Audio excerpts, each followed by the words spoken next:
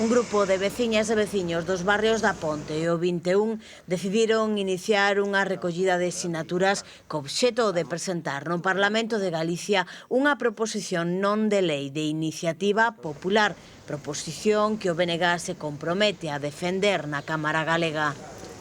Nós somos o barrio máis grande da cidade de Ourense, pero estamos a ser un barrio castigado primeiro. Vimos como facían a chapuza de intermodal e deixaban sen espazo de ampliación este centro, que soporta un montón de tráfico e de ruido e que, como vedes, non temos ningún paso de cebra decente. Por riba, cada vez temos máis lista de espera por falta de persoal. Hai uns anos era normal ter cita na propia semana para facer unha analítica e hoxe a demora é ata un mes. E así con todo. Veciñas e veciños aseguran estar fartos da discriminación que sinten.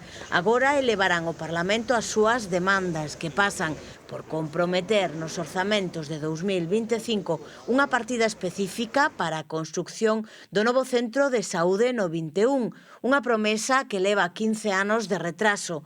Tamén piden que se impulse o reforzo de persoal do centro de saúde da Ponte, especialmente en áreas como pediatría ou analíticas.